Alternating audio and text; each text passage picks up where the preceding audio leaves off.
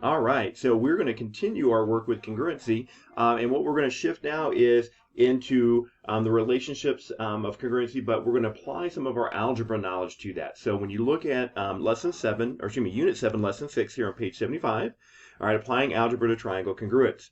So if you look at standard 17, all right, we're going to cover 3 of those standards now. I can use my knowledge of properties and congruence of triangles to solve problems involving linear equations, linear systems, and quadratic equations. So once again, you're going to see this connect right back to everything that we've talked about, right? So we're going to use a lot of those same properties and principles that we've discussed, right? But we're going to use those to set up and solve, all right, instead of prove that things are congruent. So to kind of get you thinking in an algebraic mindset, we have an opener here where you need to solve this system of equations, all right? So I want you to pause the video, flip it back on, and we'll see what you remember.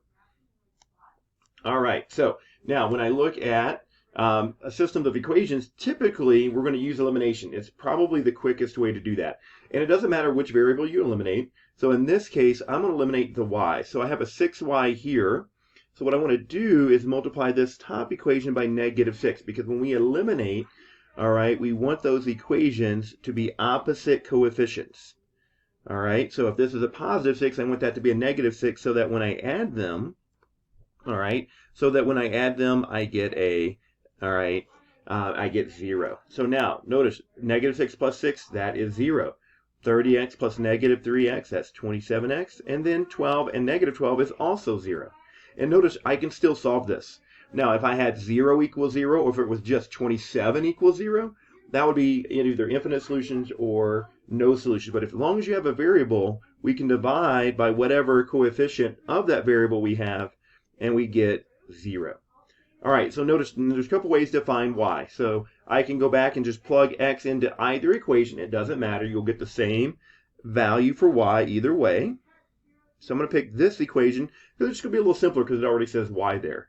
And notice if I plug in 0, that gives me the point 0, -2. All right, so there is my solution. X is 0, y is -2. All right, so hopefully that gets you thinking about, all right, algebra. All right, so now let's think about, all right, some notes here. So we're going to use, right, our triangle congruency, all right, and apply our solving things to find missing measurements or missing variable values, okay? So we will always want to start with, right, identifying, all right, identify what geometric relationship, all right, exists. All right, so if we have congruency, right, we know that, okay, well, that means we know all the corresponding angles are congruent. We know all the corresponding sides are congruent, right? So we want to identify what geometric relationship exists, all right? We don't want to just assume, right? And we've seen that with similarity, because in similarity, sides are proportional, like congruent, right? So we want to make sure we always start with identifying, okay, so what geometric relationship do I have in this problem?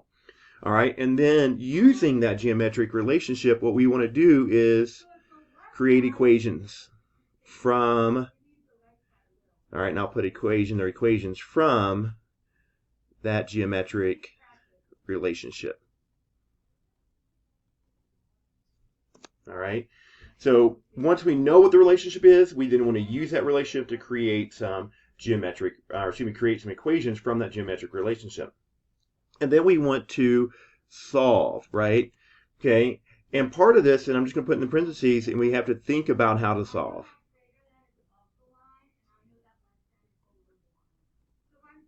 All right, and so once we set that up and we start thinking about our equations and we're thinking about how we're solving, we have to identify, okay, is this linear? All right, and I have methods to solve linear equations. Is it a system like the opener, right? Oh, now I have to use elimination, right? Maybe substitution. Is it quadratic? And then it's like, oh, okay, then, all right, I'm going to factor, maybe it's a quadratic formula. So it's very important that once we, all right, set up these equations and we start solving, we have to think about how we solve as well. All right, so now let's review a couple of things, right? So solving triangle congruency problems with linear relationship will result in, all right, one equation and, all right, one variable, okay? All right, so that's something where maybe we know that two angles are congruent, right? So 6x plus 3 equals 5x minus 8, things like that. All right, so linear systems, solving triangle problems with linear systems result in two equations and two variables. All right, so this means we have to identify two different relationships, right? Okay, from our information, right? So, and then with quadratics, all right, we typically get one equation with one variable, all right? But then we get, and I'll put this here, we get two solutions here, right? Okay, so we get those solutions. So we have to think about what those solutions mean, all right, in the context of the problem, because all angle measures and side lengths must be positive, right? We can't have, all right, in this particular context, we can't have, all right, a negative side length. We can't have a negative angle measure, right? Okay, and then with the sum of our angle measurements in triangle must be equal to or under, all right, well, the sum, right, always has to be, all right, and I'm going to say it must be equal to 100, all right, 180 degrees, right? So the sum of the angle measurements in triangle must always equal 180 degrees. The other thing we want to think about angles, right, and I'm just going to kind of write this here, and I'm just going to try to draw this out here, right? So when we think about angle measures, right, we know that angles have to be between, right? So all of our angles have to be between 0 and 180 degrees, right? Okay, so we can't have, right, we said a negative angle, right? That's why it's going to be greater than 0. And we can't have an angle greater than 180 degrees either, okay? All right, and so after solving, it's always good, all right, to substitute the value of our variable back in to check to make sure all these things hold true, right? And so remember, you might get x equals -5, and that could be okay as long as when you go back and you plug it in, the angle is positive or the side length is positive. So it's not necessarily the result you get, all right? Okay, it's not necessarily the value of the variable when you solve, it's what the value of the variable gives you when you go back and plug it in. All right, so and that's just good practice, right? It kind of just helps you verify everything. All right, so let's flip the page here and let's go to page 76. All right, and so when we look at our first problem here, sorry, I got a little spot there, all right, on my page. So it's given that triangle CBD is isosceles, segment AB is perpendicular to segment CD, all right, triangle ABC, so that would be this triangle here, is congruent to ABD by the HL theorem. All right, so let's say we have this, so it's perpendicular, so we know we get two right angles, right? We don't say this, but it looks like if CBD is isosceles, right, we know we have two equal sides and two equal angles, and we probably should have said here that B is the vertex, which is the case here, because if B is the vertex, then we know if it's isosceles, BC and BD have to be equal, which also implies angle C and angle D are equal. All right, so there you go. Okay. All right, and so we get that, right? And then I'm sorry, I said that they were congruent by HL, but the question is ABD, right? ABD congruent to ABC by HL. All right, and so when we look at this, all right, we don't really even need HL based on the information that we've been given, right? Because we know we have angle, angle, side. So we already know, all right, that they would be congruent by angle, angle, side. But notice both triangles do share AB as well. All right, so that, now notice that is the leg, right? So BC and BD are the two hypotenuses we have. All right, and then they both share this leg. So is triangle ABC congruent to ABD by HL? And the answer is yes. All right, and it could have also been by angle, angle, side, right? So we didn't even need necessarily that based on the fact that this was an isosceles triangle and we had this perpendicular segment here. All right, so now we know that we have congruency, right? And so now notice we get some angle measures here, right? So given that angle C and angle D are equal to these things, we know CB is equal to this and BD equal to this, right? And we want to find CBD. Okay, so when we look at this, once again, we know that angle C and angle D are equal to each other, right? And we knew that even before we showed that these two triangles were congruent because we knew we had an isosceles triangle. So if I write my equation here, I know negative 12x plus 2y plus 8 is equal to negative 7y plus 2.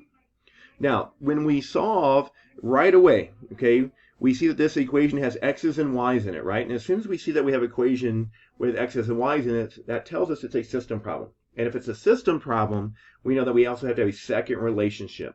The other thing is that then we want to make these equations look like this. We want x, y equals a number so that we can stack those equations. So real quick, I'm going to add 7y to both sides, and I'm going to subtract 8 to get this into the form that we want,